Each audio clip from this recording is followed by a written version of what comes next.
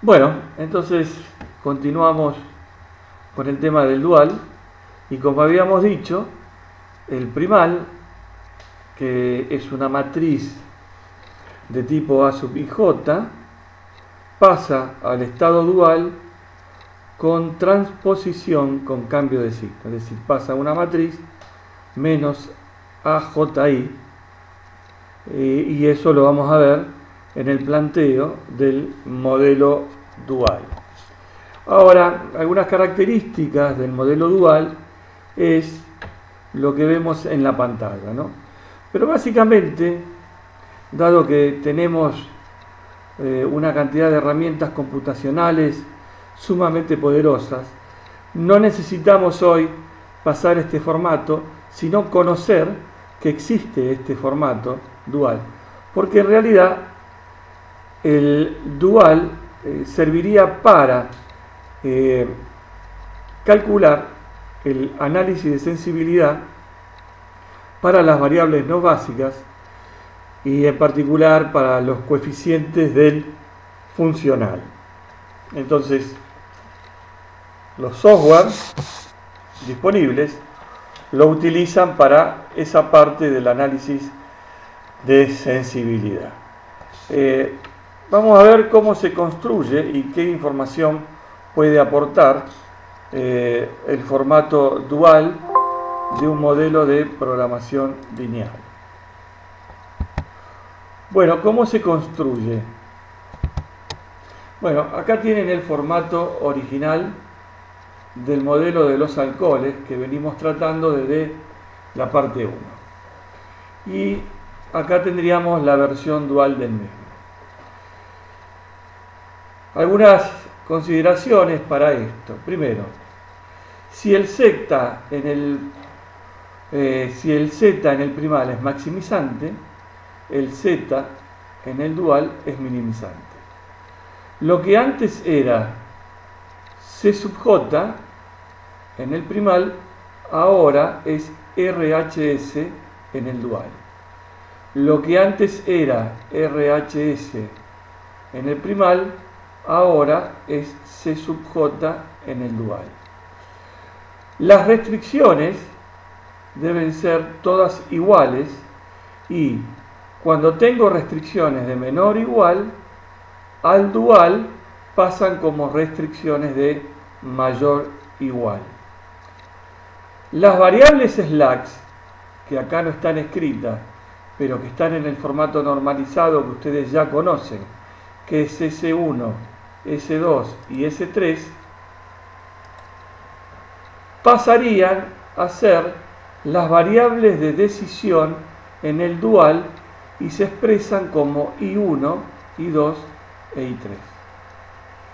Y las variables de decisión en el primal pasarían a ser las variables slacks en el dual, que acá no están escritas y deberían ser S1 para esta restricción y S2 para esta restricción. De manera tal que voy a tener en el dual tantas variables de decisión como restricciones tenga en el primal y voy a tener tantas restricciones en el dual como variables de decisión tenga el primal. Es decir, dos variables de decisión en el primal, dos restricciones en el dual. Bueno, a partir de acá lo planteo el problema como ya sabemos, la primera matriz del simplex, como tenemos acá una restricción, dos restricciones de tipo mayor o igual, vamos a tener que restar un slack en cada caso y sumar una artificial, que son las que aparecen acá, y bueno, se va construyendo así la primera matriz del simplex hasta llegar a la última matriz, que es esta, en la cual, como ustedes ven, expresa exactamente la solución del modelo de los alcoholes. Fíjense que el Z sigue siendo el mismo y lo que antes era lo que antes era CJ menos ZJ, ahora aparece como valor de B cambiado de signo. ¿Sí? Lo que antes era valor de B, ¿se acuerdan? 30, 70, 90, ahora aparece como costo de oportunidad CJ menos ZJ en la fila de costos de oportunidad. Y entonces, fíjense qué curiosidad, lo que antes acá aparecía en la columna, ¿se acuerdan? En el vector XK, 1/3, 2/3 y menos 1/3, ahora aparece como fila, ¿sí? Con cambio de signo por la transposición que vimos, como menos 1/3, 2/3 y 1/3. Esto antes era la columna en S1. Bien, de acá lo que hacemos ahora es, evidentemente, como ahora los CJ son los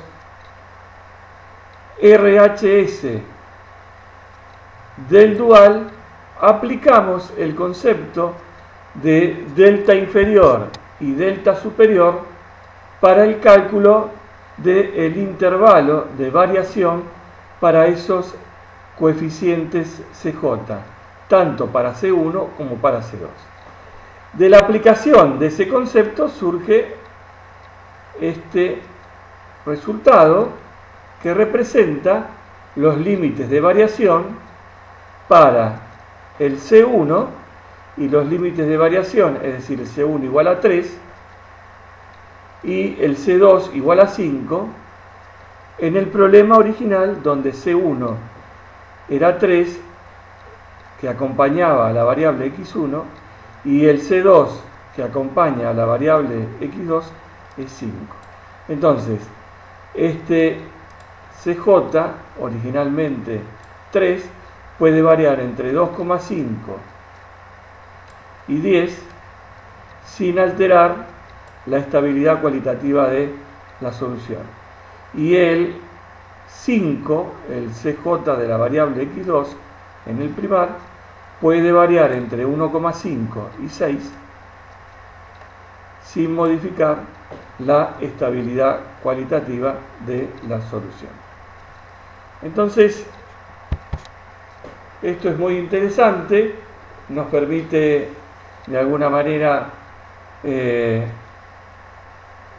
ver cómo esto genera los distintos elementos que nos faltan a partir del concepto de dual.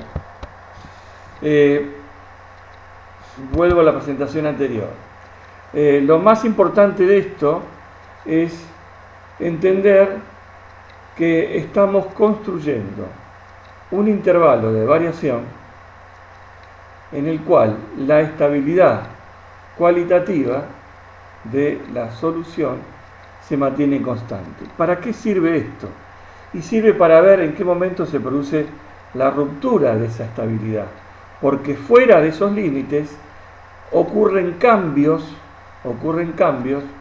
en la solución. Por ejemplo, me puede interesar saber qué pasaría o en qué momento se produce o me deja de convenir producir, por ejemplo, alcohol tipo 1. ¿Qué cambio en el sistema debería producirse para generar esa ruptura? ¿Por qué digo esa ruptura? Porque al decir no producir alcohol tipo 1 es lo mismo que matemáticamente decir x1 es igual a 0. Y si x1 es igual a 0, entonces ya no pertenece a la base y cambia esa composición. Eso ocurre fuera de ese intervalo, o puede ocurrir fuera de ese intervalo, y es parte de otro análisis que se denomina análisis paramétrico y que lo veremos en nuestra próxima entrega analizando cómo es este caso, el caso de los alcoholes, en un programa educativo que se llama WinQSB. Entonces ahora hemos terminado el tema teórico y completado el tema teórico de programación lineal.